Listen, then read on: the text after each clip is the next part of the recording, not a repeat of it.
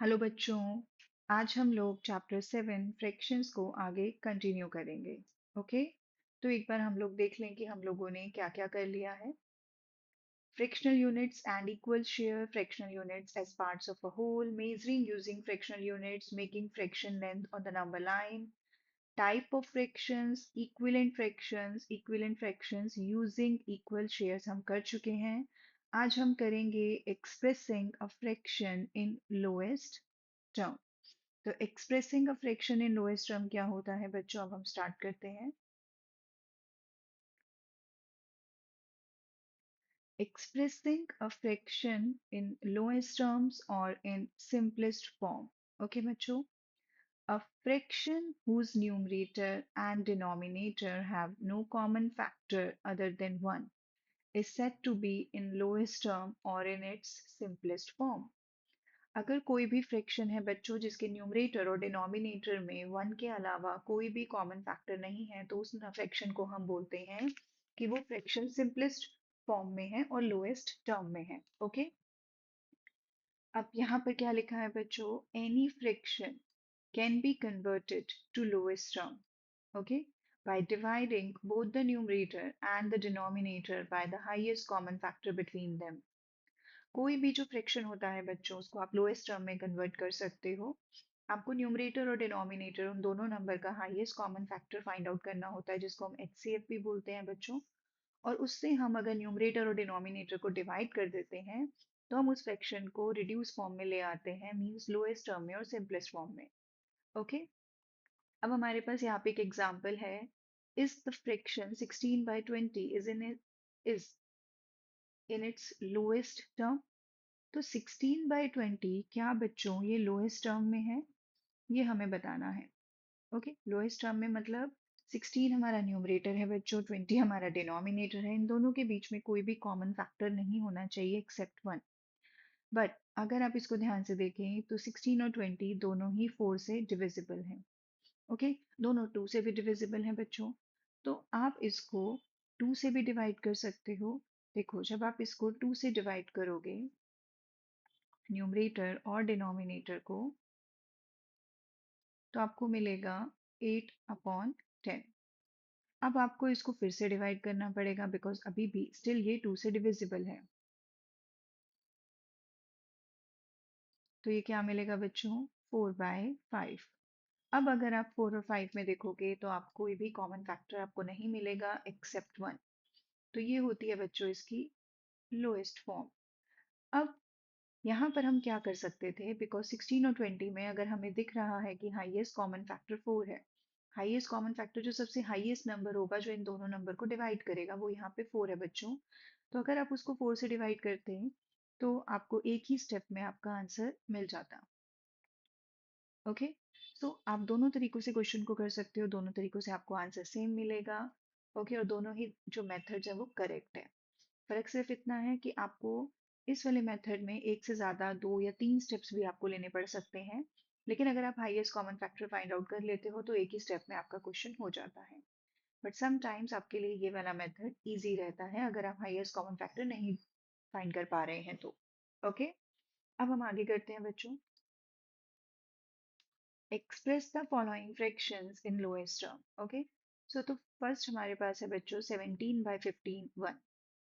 तो मुझे पता है कि 51 जो है वो 17 का मल्टीपल है। तो मैं क्या करूंगी, दोनों के न्यूमरेटर को और डिनोमिनेटर को 17 से डिवाइड करूंगी। ओके। तो मेरे पास कितना आएगा बच्चों, 1/3। और ये ही इसकी क्या है बच्चों, सिंपलेस्ट फॉर्म और लोएस्ट टर्म। सेकंड करते हैं बच्चों इसका B part. 64 divided by 144। Okay. अब इस क्वेश्चन को हम पहले 2 से भी कर सकते हैं, फिर हम 4 से भी कर सकते हैं, और फिर आई थिंक ये 8 से भी जाएगा। ओके। तो हम देखते हैं बच्चों इसको किससे कर सकते हैं। तो मैं अभी इसको पहले 8 से कर रही हूँ ताकि मेरे को अपने स्टेप्स कम करने हैं। बट आई थिंक ये डायरेक्ट 16 से चला जाएगा बच्चों, अगर आप इसका हाईएस्ट कॉमन फैक्टर निकालोगे तो। ओके। तो अगर हम इसको डायरेक्ट करेंगे तो ये 16 से जाएगा। मैं आपको शो करती हूँ, 16 इसका हाईएस्ट कॉमन फैक्टर होगा।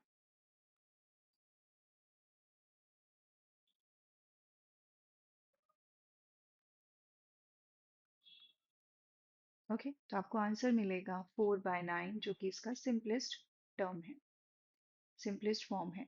ओके बच्चों, अब मैं आपको शो करती हूँ कि आप इसको स्टेप्स में कैसे कर सकते हो।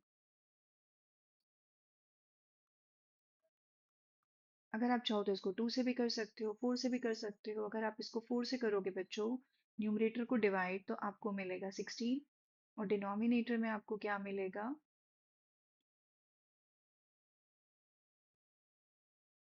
एक सेकेंड बच्चों,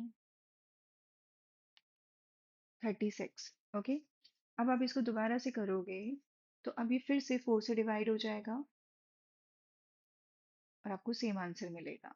तो अगर आप 2 से करोगे तो आपको शायद एक दो स्टेप्स और लेने पड़ेंगे बच्चों। अगर आप 4 से करोगे तो आपका ये 2 स्टेप में हो जाएगा। तो आप दोनों ही मेथड जो है वो यूज कर सकते हो बच्चों। नेक्स्ट करेंगे। सॉरी बच्चों, ये सी पार्ट है। 126/147। ओके, अब मुझे इसमें कोई हाईएस्ट कॉमन फैक्टर नहीं दिख रहा है। ओके, लेकिन ये 2 से भी डिविजिबल नहीं है क्योंकि न्यूमरेटर 2 से डिविजिबल है, डिनोमिनेटर नहीं है। आपको एक चीज का ध्यान रखना है बच्चों, जिस नंबर से आप न्यूमरेटर में डिवाइड कर रहे हो, सेम नंबर से आपको डिनोमिनेटर में भी डिवाइड करना होता है। ऐसा नहीं होता है कि आप न्यूमरेटर में किसी और नंबर से और डिनोमिनेटर में किसी और नंबर से डिवाइड कर रहे हो। ओके, अब हम इसको 3 से डिवाइड करते हैं बच्चों। अगर आप 3 की डिविजिबिलिटी टेस्ट जानते हो तो जो डिनोमिनेटर है वो 3 से डिविजिबल है और न्यूमरेटर भी। ओके, तो अब हम इसको 3 से डिवाइड करेंगे तो हमें क्या मिलेगा बच्चों? 42। ओके, अब हम इसको 7 से करेंगे और इसका हाईएस्ट कॉमन फैक्टर है बच्चों 21। अगर आप इसको डायरेक्ट करोगे तो ये 21 से डिविजिबल होगा। तो अब मैं आपको इसको 7 से करके दिखा रही हूँ।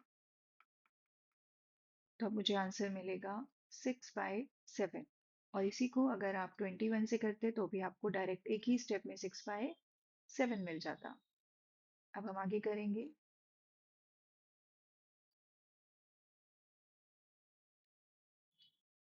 अब बच्चों, ये जो नंबर है ये 2 से भी डिविजिबल नहीं है, ये 3 से भी डिविजिबल नहीं है और ये 4 से भी डिविजिबल नहीं है।